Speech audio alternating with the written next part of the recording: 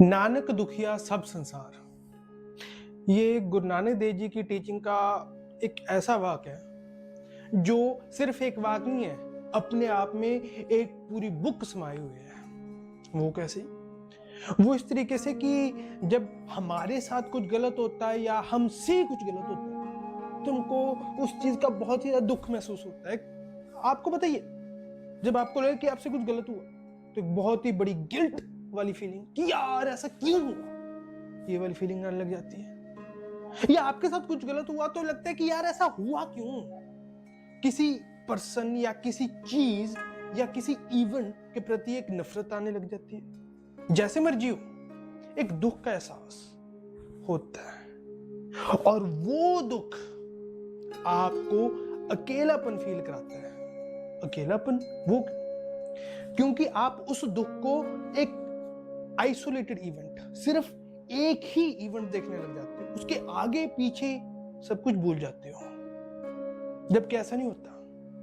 कुछ भी इवेंट अपने आप में एक अकेला इवेंट नहीं होता, उसके आगे उसके पीछे सब कुछ एक पूरी शाखा होती है, राइट? कि ये हुआ, फिर ये हुआ, फिर ये हुआ। पर जब आप उस दुख को महसूस कर रहे हो तो आप उस इवेंट को अकेला महसूस कर रहे हो, और क्योंकि उसको आपने अपने साथ एसोसिएट कर लिया तो आप अपने आप को भी अकेला महसूस करने लग जाते हो। आप एक उस टहनी की तरह फील करते हो जो पेड़ से उखड़ चुकी है।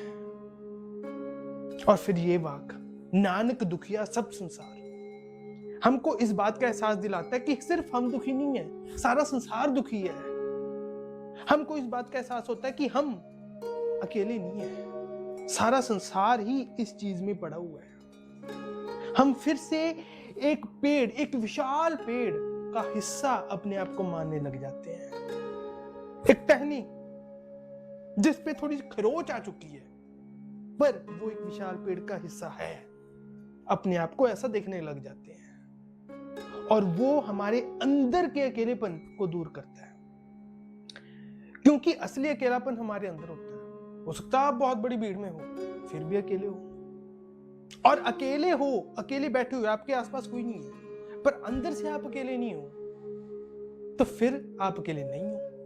अंदर से आपको क्या फील हो रहा है ये ज्यादा मायने रखता है, ना कि बाहर आपके कितने जाने आपके आसपास हैं।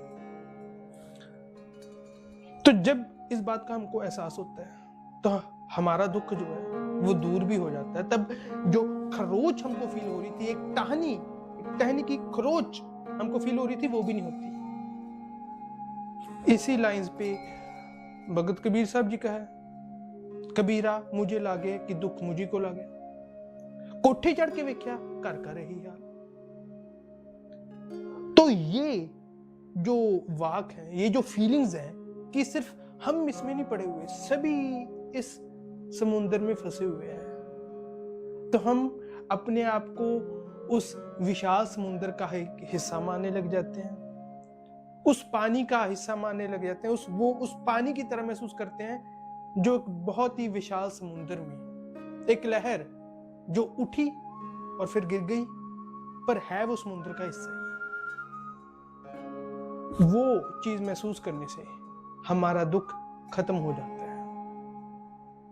इसीलिए ये वाक अपने आप में एक बहुत ही बड़ी, एक अपने आप में ही एक बहुत बड़ा ग्रंथ है।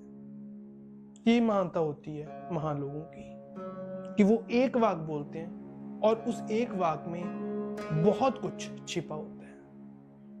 Thank you very much.